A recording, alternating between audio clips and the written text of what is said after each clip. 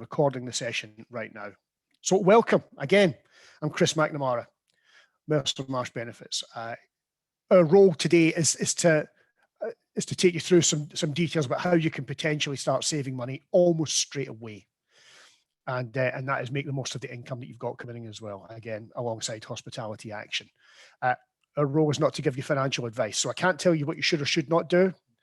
That said, we can have a discussion via text, of course, and that discussion will maybe help you understand what might be the best way forward for you. And there's no right or wrong answer. And again, no such thing as a stupid question. I know you'll think your question is really daft, but it's not. I guarantee it's really, really relevant. And if I'm not making it clear to you, I'm probably not making it clear to everyone else.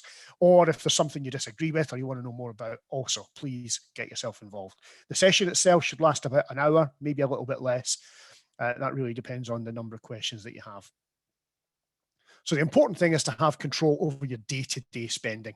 And earlier we talked about the various aspects of financial behaviors that mean you either have lots of control or less control. And that's what we're going to talk about more today. Now let's get the obvious out of the way. Clearly there's some unprecedented lockdown imposed on billions across the globe, and that's had a dramatic effect. And because many of us have got really low savings levels, maybe we've already burned through those savings, we need to do something to get us out of that fragile financial position that we are in right now. Financial stress really is a big issue for lots of us, especially if our income has been reduced, as yours no doubt will have been more recently.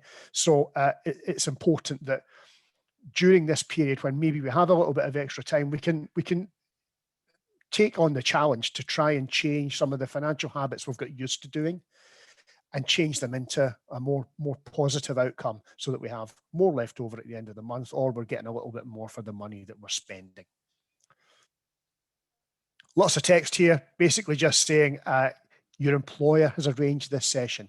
They've funded it alongside their connection with Hospality Action. And again, I'll reiterate the really useful information that they're able to provide you a little bit later in the session, probably towards the end. I'm not going to give you any financial advice. We'll talk about factual stuff. It's got to be clear. It's got to be not misleading. And certainly I'll answer any questions that you might have if I'm able to. If I'm not able to answer the question, I will get back to someone. We will no doubt have a frequently asked questions guide if we have lots of questions following the session. So budgeting, very brief reminder. What's budgeting all about? Budgeting is all about knowing how much is coming in, knowing how much is going out, and hopefully having a bit left over. So making sure that by the end of the month, we have some money left over rather than getting to the end of the money and having some month left over. And I assume that for many of us, that's kind of the situation we'll find ourselves in right now. The tips that we're going to give you today might reverse that process. Firstly, having visibility of our spending is, if nothing else, it's a nudge. It's a reminder of the things that we are doing regularly that maybe we can adjust. The Money Advice Service, which is a government-backed organisation, has a budgeting tool that's available. We're also going to give you a copy of our workbook for the Being Better with Money course, which has lots of information about budgeting, setting financial goals and how to achieve them. But there are also many other providers of apps and so on that will help you with budgeting. Seeing what's coming out of your bank account or out of your credit card statement on a regular basis, if nothing else is going to direct you to make changes, that is. Let's talk about maximizing your income. And we're going to go straight in at the deep end here. Everyone who is an employee of Brasserie Bar Company will, at some point, be automatically enrolled into a pension scheme. So that makes you a member of a pension scheme into which you pay some of your income.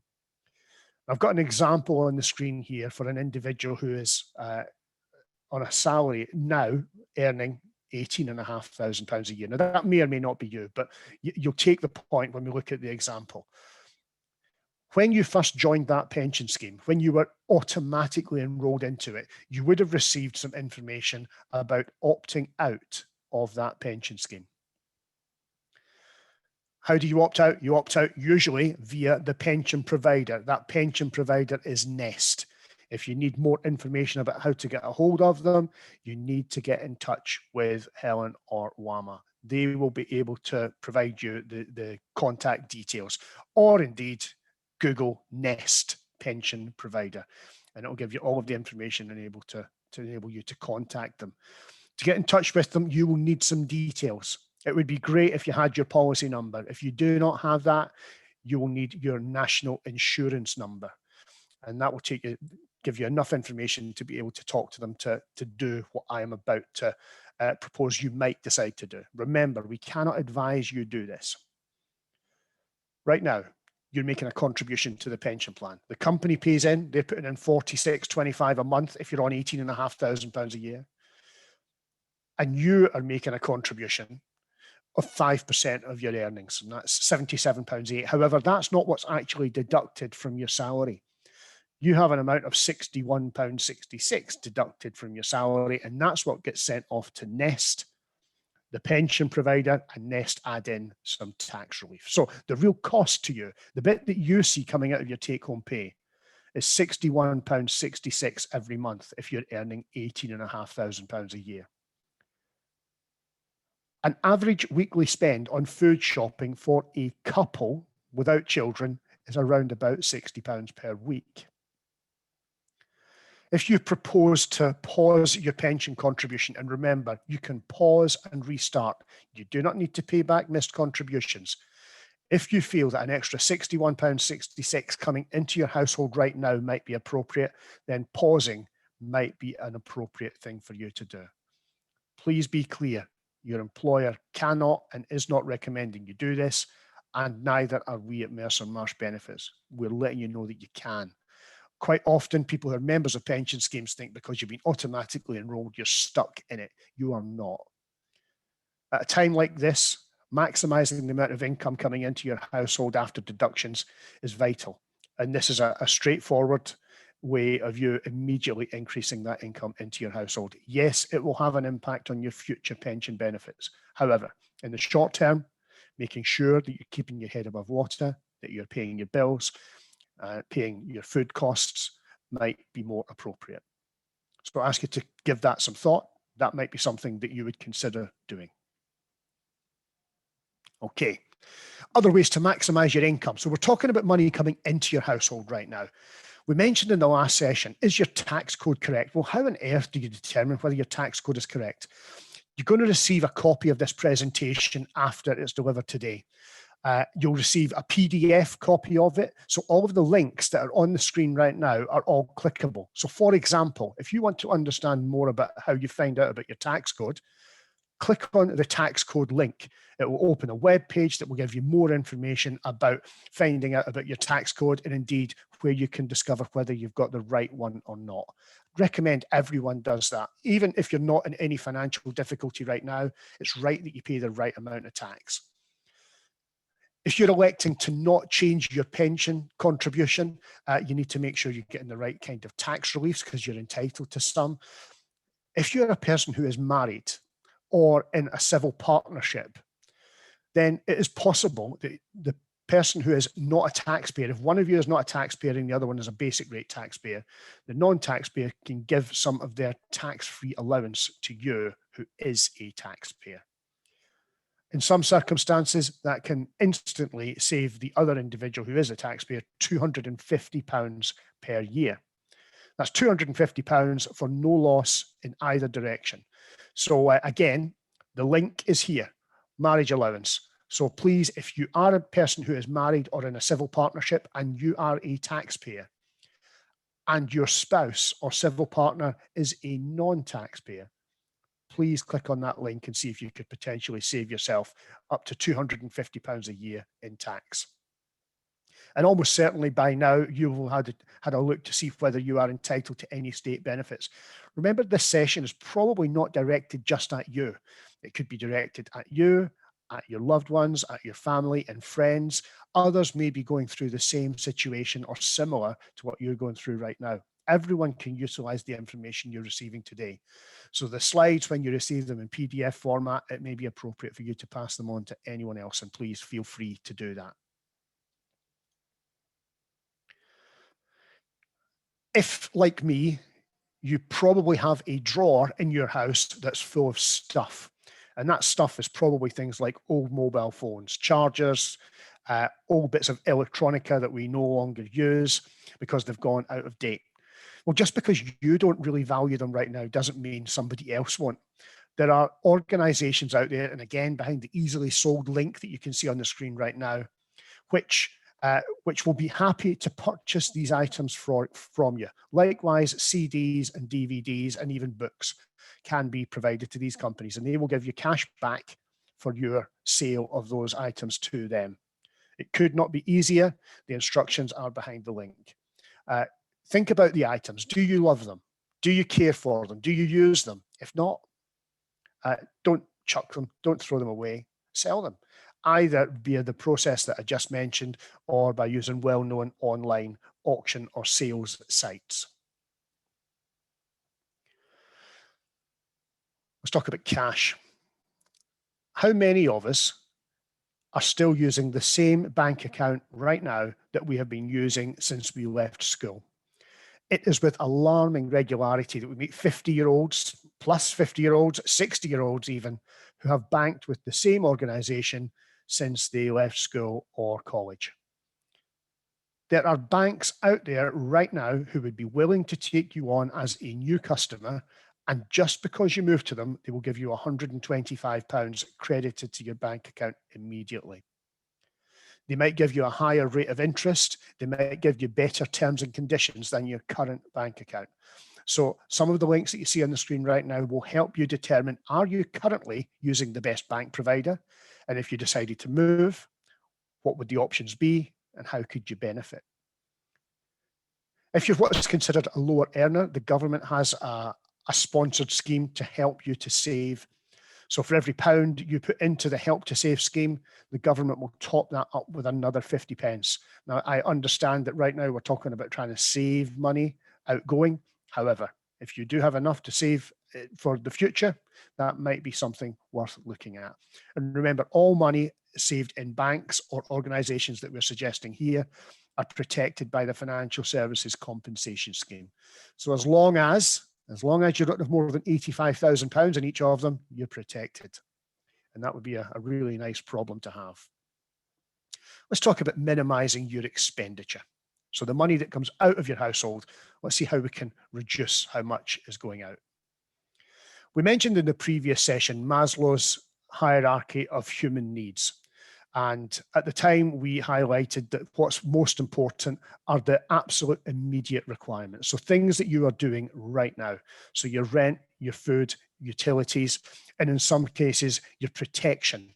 So life assurance, for example, that you've got in place. These are essential expenditure items, the things that you must have, the things that you really need to have. Everything else you can see on the screen would be really nice to have. It would be great to have a Rolex. It would be great to have a new car. However, not a necessity right now. What's most important right now is making sure that those pivotal areas at the bottom of the screen, your safety needs and your physiological needs, such as food, water, warmth, rest, those should be fulfilled first. And again, if you need more help and guidance with any of this after the session, Hospitality Action are right there ready to discuss it with you. Discretionary expenditure, we will talk about later. We've still got to have a life, even though we're in COVID-19 circumstances. We've still got to have a life, still got to do some things that we enjoy, but we'll look at how we can maybe reduce that discretionary expenditure also a bit later. Human beings are not hardwired to make great financial decisions. I'd ask anyone to think back to when they were younger, a teenager, for example, and think about decisions that we made then. Whilst we probably got away with them, they might not have been the best decisions that we ever made. And largely that's because we were guided in our teenage years by our creative right side of our brain. And of course, physically, we know we've got two sides to our brain, but were we aware what those two sides, the left and right side, actually do? So the creative right side is to do with passion. It's to do with love and care, religion, philosophy. It's all to do with belief rather than actual facts. It's really impetuous, so it might do things just for the hell of it. Or it might make you decide to do things just for the hell of it. However, when we're making financial decisions, we need to think things through differently. We need to be guided by the logical left-hand side of our brain. As it says, it uses logic. It's really detail orientated. For an individual who is good at maths and science, you are probably left side brain orientated. So think about someone who you know who is very good at maths and science. I would suggest that there's a good chance that they've done fairly well with some of their financial plans as well. Those individuals are few and far between. We are often guided by that creative right side. Remember, the right side is to do with pleasure, love, fun, the things that we like to do. We need, however, to be guided and guided away from making those rash decisions by using the logical left side. Is the financial decision I'm about to make the right decision? Which type of person are you when you're in a spending situation? Do you feel you're guided by your right side and just go ahead and buy the thing that you've seen that you really want? Or do you think it through long and hard and then decide whether or not it's the appropriate thing to do? The very fact that now you understand there are two sides to your brain, you'll probably recognize those situations in the future when you're faced with a financial decision, whether it's to buy a new TV, whether it's to go on holiday, or whether it's to reduce our gas and electric bill. By knowing that the creative right side is telling us to do the probably incorrect thing, we know that the logical side, if we allow ourselves time, will help us decide the right way. Could we get the same for paying less? We're probably all becoming more familiar with some credit cards and cash cards that will give you cash back on your normal spending. I think straight away about Marks and Spencer's credit card, which will give you points if you spend in Marks and Spencer's and fewer points if you spend outside of it. There are also lots of websites available that will help you continue your normal spending, things that you would normally buy, usually online, but get cash back for making those transactions. And you, more than anyone working in the industry you are, will understand online discount codes for various services. We'll talk about discretionary spending on eating and drinking a bit later on during the session. But certainly try and make as much as we can of these ways of reducing the cost of the stuff that we buy most regularly. So there are things that we just need to pay for. Let's start with food. Have you got a food budget? Have you set yourself a food budget? I mentioned earlier that a typical couple have a regular food budget of around about £60 per week. That said, there are many of us who normally spend a little bit more, some can spend a little bit less. But a great way of taking control of some of this is to consider the downshift challenge. The downshift challenge refers to the different brands that supermarkets hold. If you go into any supermarket these days, you'll probably see the same item, but in maybe 3 or 4 different cost levels. Let's highlight Heinz baked beans. And I may refer to one of your colleagues who I spoke to the other day just about this topic. If you go into Waitrose right now and buy Heinz baked beans, they'll be the most expensive beans you can buy. However, below Heinz, there will be other brands, well-known brands, maybe the Cross and Blackwells of this world, which might be fairly similar, but they'll be a little bit less expensive. Below that cost range, there will be Waitrose's own brand. And by all accounts, they're just as good as Heinz, if not better, and they'll cost you significantly less. And below that level, there's the basics range, which usually will have a lower quality threshold. Why don't we try the downshift challenge? Next time we go shopping for food, whether it's online or in a store, instead of buying the usual branded products that we have been used to doing, maybe go a level or 2 down. And this can be done also with the actual place that we do our shopping. Maybe once a month, not shopping in Waitrose, but trying Lidl or Aldi could also help. We've probably got lots of store cards these days. More and more shops have a store card available that will give you some discounts or points for future purposes. Carrying them all around can be a nightmare. What do we always carry around? We always carry our mobile phones around. And there are different apps available, but one in particular is called StoreCard that lets you store all of your store cards on your mobile phone so that you've got access to them without having to carry a thick wallet full of store cards everywhere. So you've always got them with you. Even for those small purchases, you can apply your store card. There's loads of different ways of saving at supermarkets. Behind the link, there's a few dozen more ways of saving. And it doesn't just mean buying the yellow labels. It could be other times when we're going to make purchases. We need to pay for gas and electric during the year. Otherwise, we'll get cut off. However, what about our water meter? Many people think, well, I don't have any choice about how I pay for water. And indeed, if you're in rented property, this may be more difficult for you to do. However, I think it's worth knowing in any case, if not now, for the future. A typical household which has 2 people living in it and equal to 2 or more bedrooms will usually save by having a water meter installed. It need not cost to have a water meter installed, but it would mean that the regular cost of your water would be usually reduced. Because the assumption is that if you have more bedrooms than people living there, the cost will be reduced. Everyone knows about swapping their utility provider. The gas, electric, even broadband and phone providers these days. Switching can be easy, very efficient, and indeed, you don't even have to do it yourself these days. The process can be automated, and the link saying automated will give you more information on how you do that.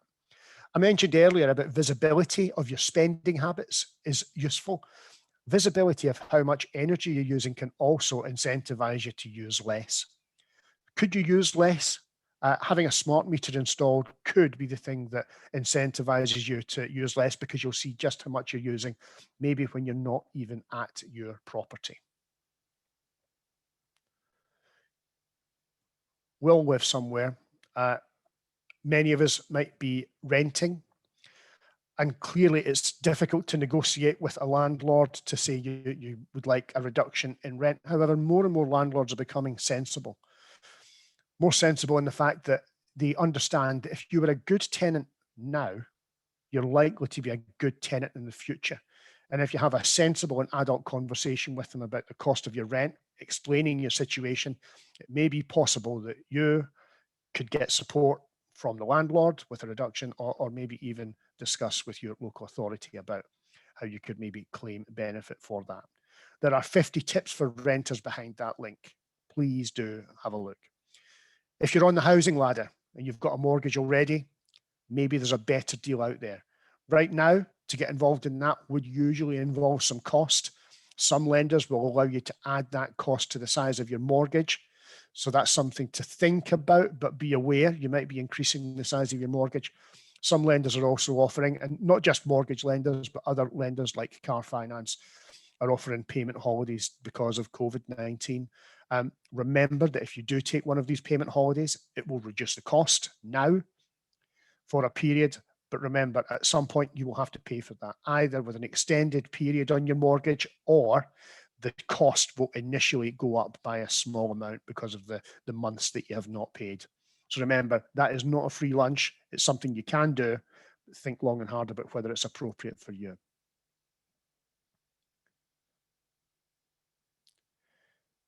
Think about your home insurance as well. Even if you're renting, you might have contents insurance. You might have car insurance as well.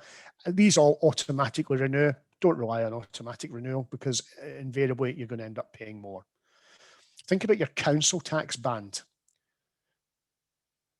You pay council tax on a regular basis, and the cost of it is determined by the council based on the value of the property you live in, whether you own it or not. Some properties have been overvalued. That means you're paying too much council tax. So it's possible that you can negotiate or discuss with the local authority to have your property revalued. However, there is a risk here. If they revalue your property and discover in actual fact it's worth more than you previously thought, then your council tax cost could rise. If it rises, there's a chance that your neighbour's council tax cost will rise also. So it could be appropriate to discuss this with your neighbours if you're close enough to them before you go ahead and make that decision to question your local authority. Already mentioned some of your broadband and TV services. However, a reminder, is there going to be a better deal?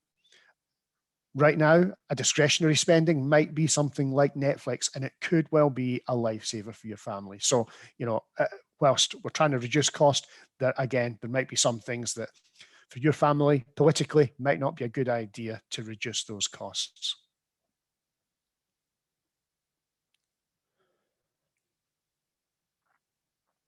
A few other absolute must-haves that you can think about doing right now or in the near future. If you've got a mobile phone on a contract, always renegotiate. Do you actually need a new handset? Handsets are lasting longer and longer these days. Maybe you could have a refurbished one, or not change your handset this year and just reduce your outgoing significantly. I use myself as an example. I have a great deal with a mobile provider, and I pay £10 a month and get much more than I would have got for the £35 or £40 a month that I would have had to pay had I replaced the handset also. Think about your clothes. Can you make them last? Do you want to sell or swap? More and more people are saying that clothes that are in very good condition, if they're good quality, can be sold, maybe for a nominal fee, but enough to make it worth selling them. And also, if you are a person who uses childcare, it's important that you understand all of the options that you have available to you. Again, 13 ways to cut your childcare costs following the link below. For anyone who uses chemists regularly to get a prescription, you need to pay a fee. You need to pay a fee every time you have a prescription. However, some people have regular prescriptions that, even though they're considered a person with a regular medical condition that they always need that for, they still need to pay for a prescription. It's possible to prepay for prescriptions. That will ultimately reduce the cost over an annual period, and the details are behind the link on how you can potentially do that. Having new cars is lovely. However, they lose money really, really quick. If you are in need of a car, if you need to buy one, typically using cash is best. Remember that the better your credit score is, the lower the cost of car finance. So try and make sure you keep all of your bills in line and make sure you're paying them as regularly as you possibly can. Please don't let them run over the date that they were due. Remember your insurance, and also if you do own a car, something that many people are not aware of, certainly I wasn't until we started delivering this course, was that local councils have MOT centres. They'll charge you the same for an MOT as anywhere else. However, they do not have an axe to grind. They will not fix your car if they find something wrong with it. So they're not going to try and shove you along to their garage to get the item repaired, whether it needed really repairing or not. All they do is check the safety of that vehicle. So think about council MOTs. Certainly, it was a new one for me. Do you use a rail card? If you do use a rail card and you still have one that is in existence, it may be possible for you to ask for a refund on that rail card and get some of the money back. Now, we did talk earlier in the session about debt and how to manage it, but let's have a reminder of it because I think it's quite important. Consider what's good debt and what's bad debt. Good debt is the kind of debt that doesn't cost you very much in interest, and it's planned. It's something that you've planned to do, such as a mortgage or a large purchase where you have decided to use either a 0% interest credit card or maybe even moving money across to a balance transfer card. That would be considered good debt. Bad debt is debt that you have incurred because of regular negative financial behavior. Only you will be able to determine which of your debts are good or bad. We should all get a credit score check. We should understand how viable we are to other credit agencies to lend us more money in the future. We probably don't want to borrow any more money right now, but we need to know that when this is over, when we return to normal again, which hopefully won't be too long, we'll start to get back on with our lives, back to doing the things we were planning to do, such as buying a house, moving to a larger property, or maybe even going on holiday again. And if we're going to do that and we want to put money on credit cards or get a mortgage, we'll need to have a good credit score. Lots of different ways of improving your credit score. You'll see them on the slides at the previous presentation that we delivered this afternoon. But again, behind that link, you'll see some more ways. Getting rid of bad debts could save you lots of interest. So if they're costing you a lot, think about trying to get rid of the most expensive debts first. If you're able, and you're able to move money from a credit card that is charging you a lot, you might be able to move it to a credit card that charges 0 interest. These are referred to as balance transfer cards. There's usually a small fee to set that up, maybe 2 or 3% of the amount of money that's outstanding, but often you'll recover that in savings over the period that you'll pay it back. Make sure though that your plan is to repay that balance by the end of the transaction period, which might be anything up to, I think 37 months right now is available with 1 or 2 balance transfer credit cards. If you are struggling with debt, please remember consolidating can help, and speak to someone about it. Hospitality Action are the place to initially start these conversations. And apologies, I'm going to repeat myself, but I will talk about an example that Hospitality Action have given of someone who works in your industry. This person was called Amy, and Amy had developed some debt. Amy had got herself into about £15,000 worth of debt. Now, initially, Amy felt that was terrible. It was a lot of money to have outstanding. She spoke to her employer, who directed her towards Hospitality Action, who set up a debt repayment plan for her. Hospitality Action then also took away a lot of the stress. The way they did this was by taking control of the debt, by also maintaining the relationships with the people who Amy owed the money to. Amy had £15,000 outstanding. Within 4 years, she had no debt outstanding. In the meantime, her monthly outgoing had gone from £1,200 to cover the debt down to £300, just because of the work that Hospitality Action did. But that wasn't the most important thing for Amy. The most important thing for her was that the telephone calls, the nasty letters, the threats of knocks on the door from debt collectors just went immediately, because Hospitality Action took control of that. So if you are an individual who right now is in that situation, and this is why we've made these sessions confidential, if you want to ask more about it, by all means do. But if you're a person who's in that situation, you're not alone. Please either get in touch with Helen and Lana, or go straight to Hospitality Action for more information about how you could maybe reverse that decision for yourself. So let's talk about the fun stuff that we do, the discretionary expenditure that we make, the things that we spend on that we probably don't really need to. An average household evidently spends £1,580 a year on takeaways. How can we overcome that? Well, we could start to learn to cook for ourselves. Cooking at home can be really rewarding and always significantly less costly. And you might even find you enjoy it and you're actually pretty good at it. Set yourself a weekly food plan. If you haven't done so already, a weekly food plan saying what meals will be had on what days. I mentioned Netflix earlier.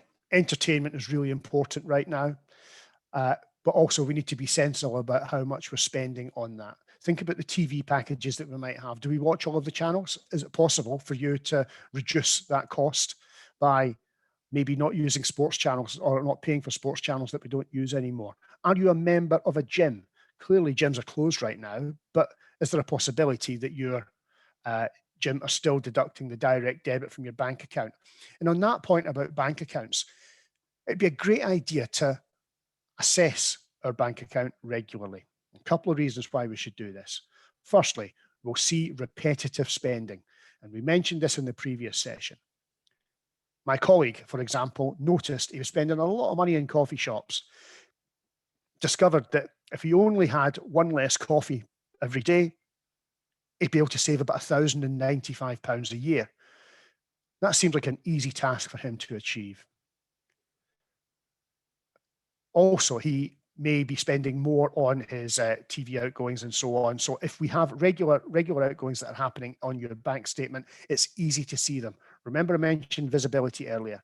Having visibility and be able to action that visibility is a useful thing for you to do. You'll be able to see straight away whether there are repetitive outgoings that maybe you can change. We may also need help because these are unusual times. Try and gamble if you do gamble responsibly, and maybe if we need help with any drug or alcohol problems, which might or might not be related to the situation we all find ourselves in, Hospitality Action are there to give you help and guidance. They'll be able to put you in the right direction and again, help you with a plan. We've got some more time on our hands, so we might want to do some things at home.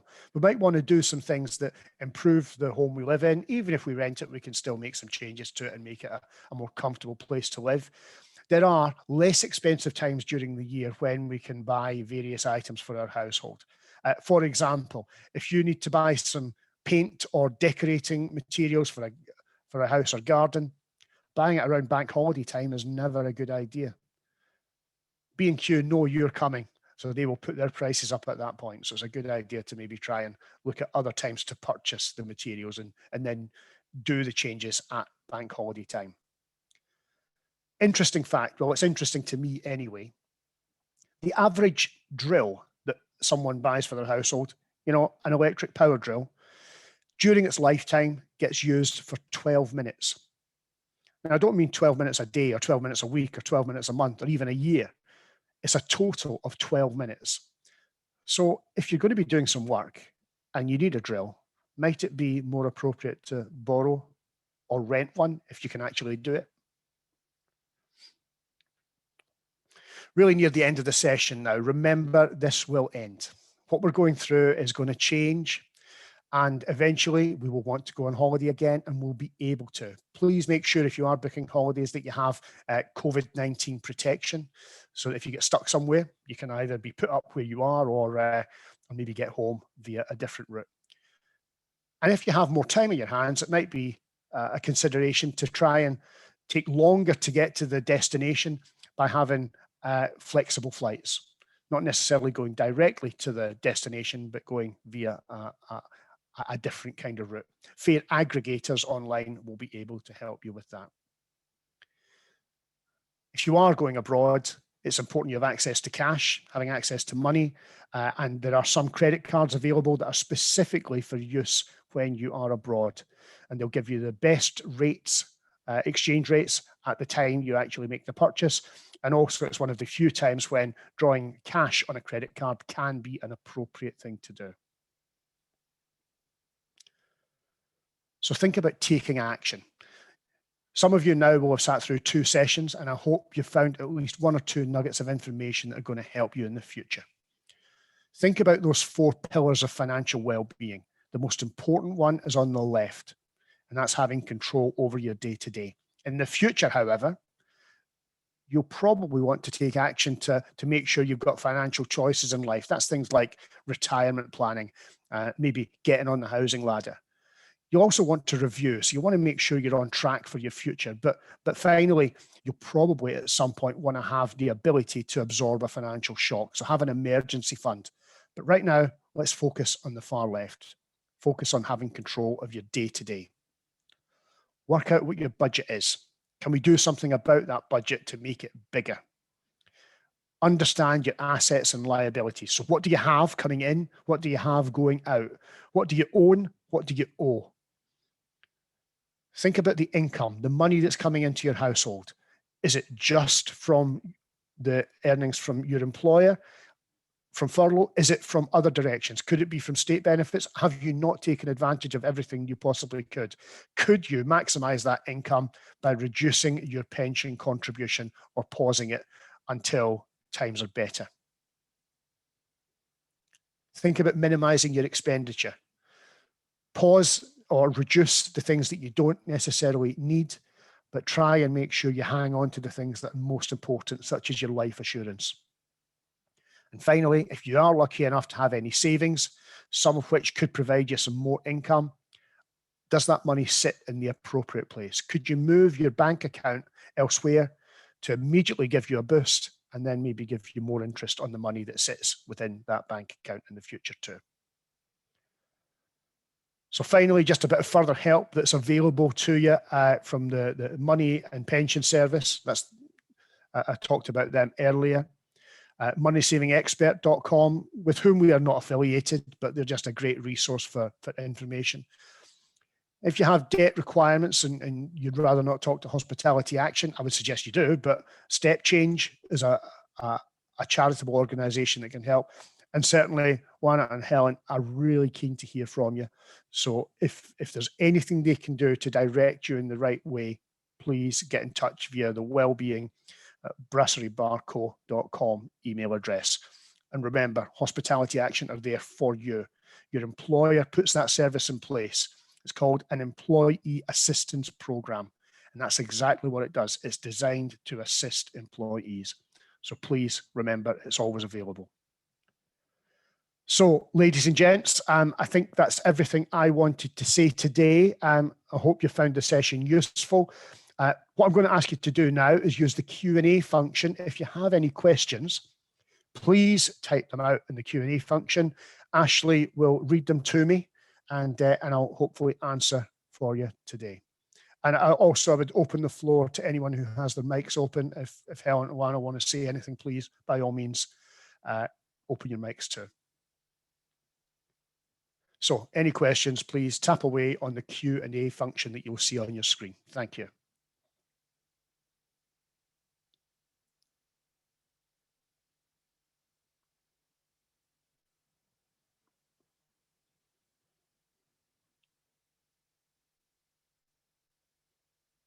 Okay, looking suspiciously like no questions. So as a reminder, we're going to send you a copy of the workbook that we have. Everyone will also have access to the slides that you have seen in both sessions today in PDF format. The workbook will give you some details on budgeting, and all of the links included during these sessions are clickable for you to find more information behind them. I do hope you found this session useful. And remember that your employer has supported by making these sessions available to you. Maybe see you again at some point, and actually maybe meet up in real life. I see we do actually have a question has arrived. Just some feedback. Thanks very much, Chris. It was very useful. Thank you very much. That's really nice to hear. Thank you. And another one, great stuff. Thank you. Wow, that's lovely to hear. Thank you. Thank you. I do hope everyone at least finds one or two things during the sessions that are going to be useful to them, or even more. So with that said, I think it's probably time for me to stop recording the session. Thank you for your time. Best of luck with your future, and it won't be long before we get back to normal, I do hope.